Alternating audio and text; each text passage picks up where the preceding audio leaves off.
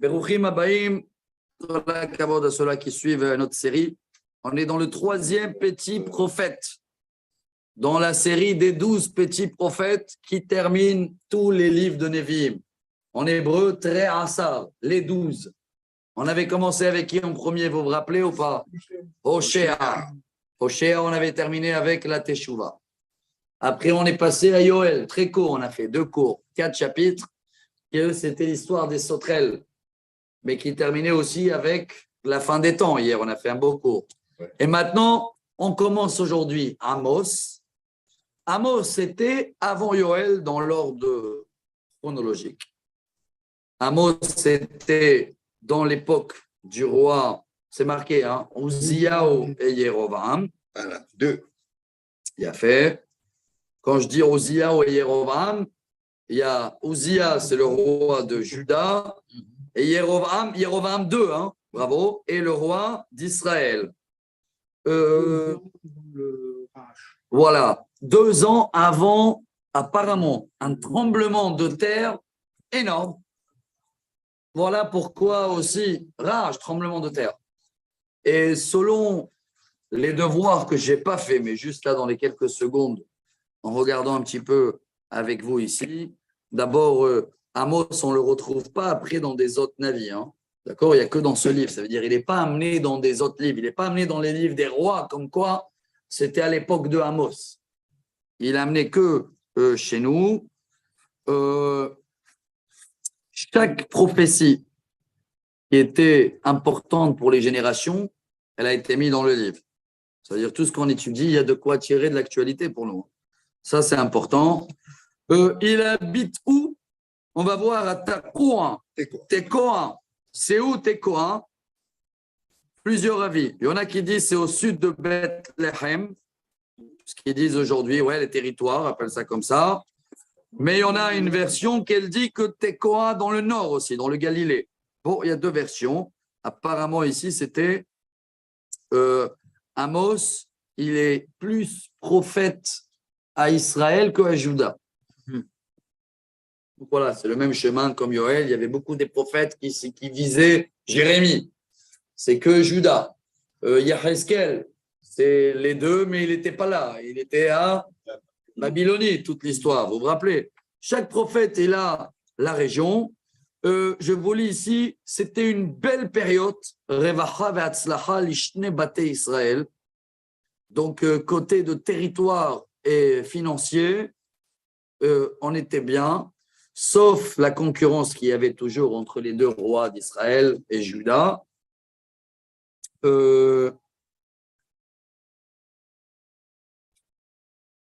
Par contre, voilà, et là, il va parler beaucoup de ça.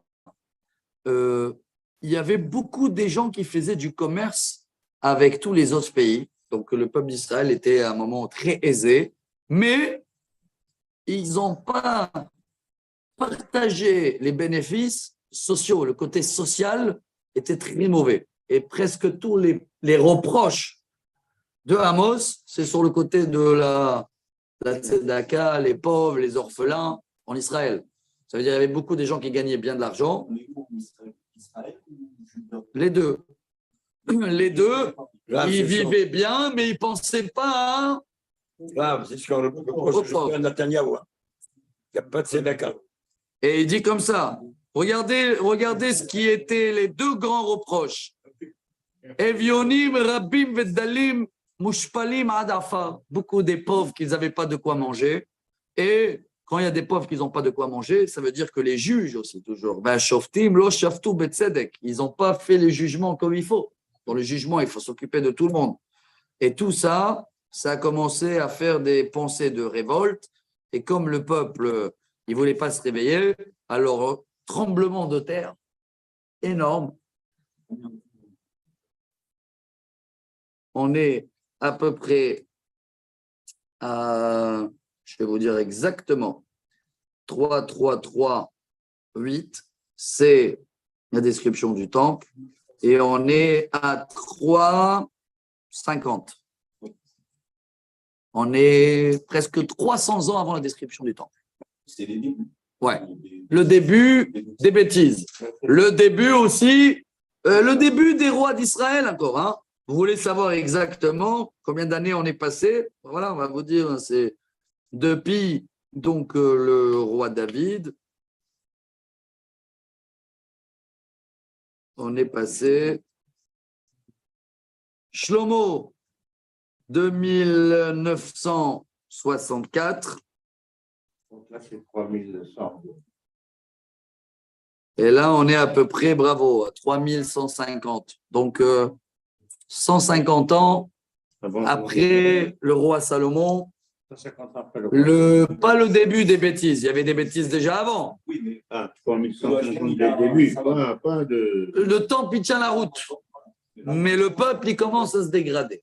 Voilà, si vous voulez. Et se dégrader dans le côté, moins dans le côté d'idolâtrie. Hein. Voilà Amos. Hein. Beaucoup moins dans le côté moral et social. Donc voilà, si on veut faire un petit résumé avant de commencer, c'est plus le Ben Adam la Havero que le Ben Adam la Makom.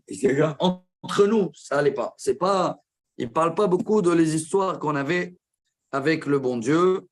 Et à la fin, il va terminer avec aussi une consolation. Et il y a beaucoup des phrases de Amos qu'on va reconnaître qui sont intégrées à la prière. En fin de compte, les sages de Hanshek Nestagdola, ils ont fait un travail extraordinaire parce qu'ils ont pris un peu de tout, un mix. La prière, c'est un mix de tous les prophètes. Tac, tac, tac, tac. Et mettent ensemble plusieurs phrases. Et comme ça, on tire toutes les phrases clés de tous les prophètes. On utilise tout ça pratiquement tous les jours. Hein. Beaucoup dans le Tahanoun, beaucoup dans le. Il y en a le matin, ils disent, on va dire, c'est les Teilim. C'est vrai que c'est les Teilim, mais pas tout. On va dire le Yehi Kevod. Yehi Kevod, c'est un mix de tous les prophètes. Hein. Baruch Shamar, c'est un mix. Et à partir de Mizmor Letoda, c'est des Teilim. Mizmor Letoda, c'est le 100. Ouais. Après, on a Ashrei, 145. 146, 147, 148, 149, 150. Top. C'est la traversée d'Arlouche. Voilà, avant Vayosha, il y a Vaïvarech David. Mix. Tous les Nevi'im. Shira. Ishtabar, on reprend mix. Birkot de Kriyat Shema aussi, ça chez Kestagola. Amida aussi, c'est un mix. Ishtabar, c'est un louange. Vaïbarach Shlomo qui est béni à l'ouverture du son règne. Oui, mais pas toutes les phrases de Vaïvarech David. Non. Taoret al-Hadat, c'est de la Torah. Oui, Taoret al-Hadat, c'est de la Torah. Chazak. Allez, Besha Tova. Voilà, on démarre. Amos. Quelques cours, pas très longs, on a vu. Combien? 8, 9 chapitres? 9 chapitres. Il a fait. Livré Amos. Voici les paroles de Amos.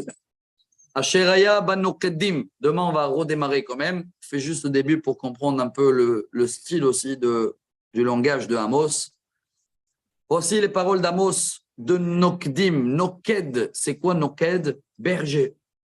Il était berger. De la ville Mittekoa, Asher Haza l'Israël, qu'il avait une vision sur Israël. Bimé Uzia Melech Yehuda.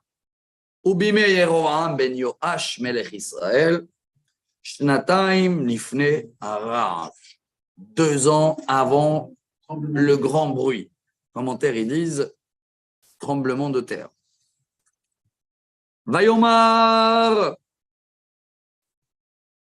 Et voilà la réponse, monsieur Sayada. Pourquoi Amos vient après Yoël, même si dans l'ordre, c'est pas ça. J'ai vu un commentaire qui dit que il démarre avec exactement ce qu'il a terminé. Yoël, regardez la phrase. Non, c'est incroyable. C'est pas le même langage. C'est plus Yoël qu'il a terminé avec le début de Amos. Vayomar. Mais si tu aurais mis Amos avant Yoël, on aurait oublié cette phrase. Parce que là, hein, c'est beau. Quand tu la mets tout de suite après Yoël, tu as terminé avec la phrase et tu redémarres avec pratiquement la même phrase. Vous allez se rappeler du cours d'hier. Adonai mitzion ishag. Dieu, il va, le lion, comment on appelait ça? Rugit de Sion. Omirushalayim et miten kolo. C'est les mêmes mots là. Et de Jérusalem va sortir sa voix. Vous vous rappelez tout ça? Ve'avlu neot haroim. Ve'yavesh rosh HaKarmel. Par contre, là, c'est dans le côté négatif. Là-bas, ça s'est terminé positif. Là, c'est quand Dieu il va faire donc le tremblement de terre. Il le compare à de Dieu.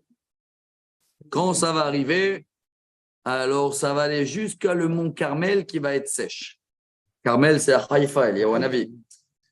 Kohamar Adonai, al shlosha, pishaï damesek, ve al arba'a lo hashiven. Ce tremblement de terre, c'est beau, c'est la faille syro-africaine, on l'appelle aujourd'hui, on l'appelle. Elle commence Turquie, Syrie, Liban, Israël, Mer Morte, ou la faille, Elat, et en bas, Égypte. Continue, toute cette faille syro-africaine. Alors il dit, sur 3 péchés, elle va arriver chez nous, mais elle va d'abord commencer chez les pays à côté parce qu'eux aussi, ils ont fait des péchés. Mais comme on sait très bien que, ouais, bien sûr, tout est d'actualité.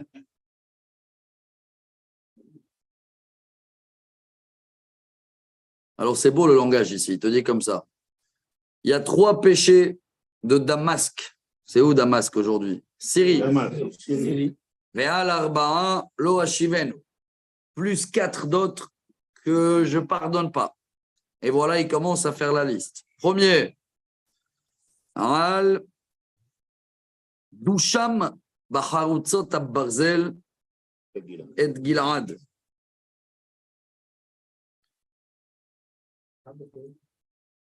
Dusham, ça vient du mot dash. Comment on appelle ça? Dash, la vache, qu'elle écrase les Shabbats, c'est un des 39 travaux. Dash, c'est le père de Essoré. Voilà. Essoré, c'est un dérivé de Dash. Dash, c'est quand on faisait passer les animaux sur le blé pour qu'ils séparent la graine. Ah oui, d'accord. Voilà. Donc là, il utilise ce mot-là que Damasque. Voilà. Damasque, c'était à l'époque la capitale de Aram. Et ils ont écrasé, si vous voulez, Gilad. Voilà. C'est qui Gilad? Dans... Ouais. Gilad, Babashan, la Ménaché. C'était les territoires de Ménaché, Réhouven, là-bas en haut, Ramat Golan. Les 2,5 qui sont aujourd'hui côté syrien. Donc, ils ont eu un coup, bravo. Voilà, je vois que ça tombe bien là, parce que le galout, voilà, la galoute de Gad, Réhouven et Ménaché, elle a été en premier. Vous vous rappelez, dans le timing, on a vu qu'il y avait 4 exils. Oui. Dans le premier temple, avant de brûler le temple et d'exiler les gens de Jérusalem, bien avant, il y avait la galoute des 10 tribus. Quand je dis bien avant, dans l'année 3204. Et le temple, il a été détruit à 3338. On avait calculé. 130 ans, voilà, 134 ans. Avant la dernière exil, il y avait déjà une exil des 10 tribus. Mais avant l'exil des 10 tribus, il y avait l'exil de 2 tribus et demie. Le voilà au nord d'Israël. Et celle-là, elle s'est passée dans l'année 3194. Donc 10 ans avant. On parle d'exil là-bas. Non, ils les ont écrasés. Ils les ont. Ouais, Daesh, ils les ont mis un peu partout. Ils ont dispatché. En fin de compte, ils ont payé en premier quand même ces 2 tribus ennemies qui ne voulaient pas rentrer en Israël. Ouais, c'est pas non, ils ont choisi un territoire. Ouais. Parce que c'est un territoire clairvoyant. Mais selon l'histoire, ils sont le premier à payer l'exil. Et ils ont disparu depuis ce jour-là. Ouais. Premier à choisir territoire, premier à être disparu des tribus. On ne les a jamais retrouvés. Aujourd'hui, on ne sait pas. Aujourd'hui, on ne sait plus de qui on vient. Sancheriv, il a tout chamboulé. On ne sait plus. On sait que les Ménachés, ils disent que c'est les Indes, là. Ils viennent de Ménaché. Bon, va savoir. Donc, voilà, Rabotai, je finis juste C'est ça que- cette liste. Donc, il va leur annoncer qu'ils vont avoir du feu là-bas en Syrie. Armenot Ben Hadad. Et elle va brûler les palais de Ben Hadad. C'était leur roi. On a beaucoup souffert d'eux. Je ne sais pas si vous vous rappelez, mais c'était dans Melachim Bet. Donc, quand on a parlé des rois, je me rappelle maintenant, on avait parlé de le roi Uziyahu, il avait beaucoup de guerres avec les Syriens. Vous vous rappelez dans les cours qu'on a fait à l'époque? Il y avait plein de guerres avec les Pélishtim, les Syriens, les Ammon, les Jordanies. Non-stop, dans chaque période de roi, il y avait des Tribulation. Et nous, on a comparé ça avec tout ce qu'on passe en ce moment. Chaque quelques années, on a encore une opération à Gaza, une opération au Liban. La même chose, c'était à l'époque. Alors Dieu dit, je vais leur faire payer. Je vais casser les cadenas de Damasque.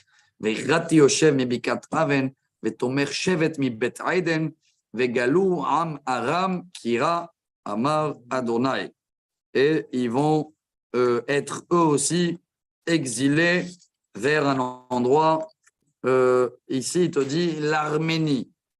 Arménia. Ouais. Arménie.